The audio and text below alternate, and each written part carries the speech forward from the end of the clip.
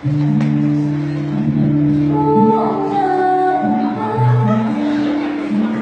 pa ako dito nakatayo. Nakatingin sa wala.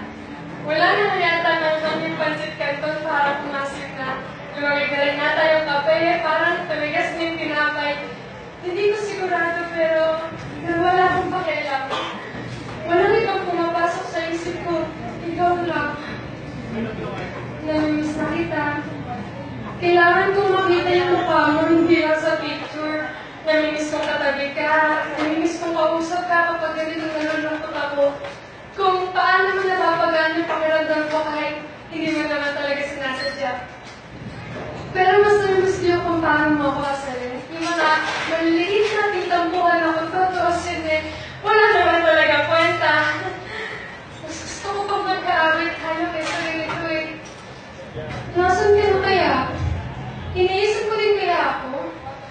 Sino kaya pinapasa mo ngayon?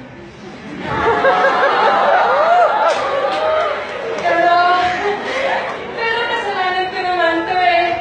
Hindi kita dapat tawagin pakasa. Kung sa una ka lang, eh ako na yung nag-assume.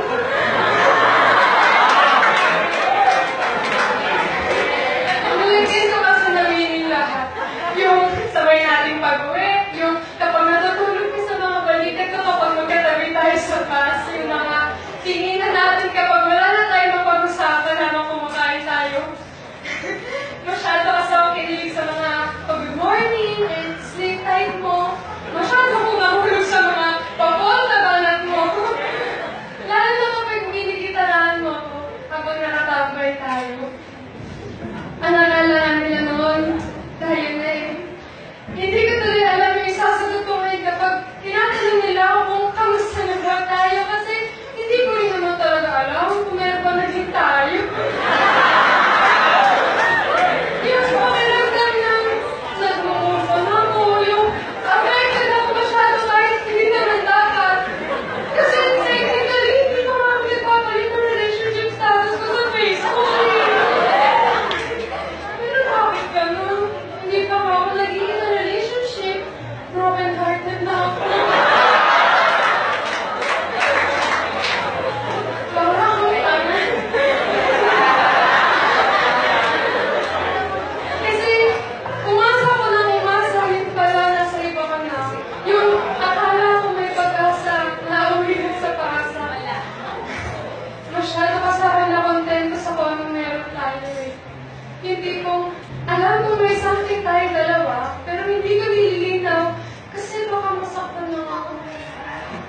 May mga bagay kasi sa mundo na kapag nililinaw, lalo na lalabo. Kaya ngayon, hindi ko alam kung ano nga ako talaga kita.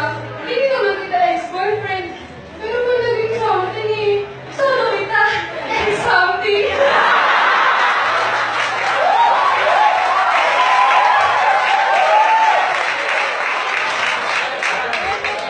Buti naman yung biglang lakad natin naluloy, yung biglang something natin hindi. Pero alam mo, huwag kang mag-alala. Alam ko naman na wala akong habis sa'yo eh. Gusto lang naman kita makita. Yun lang.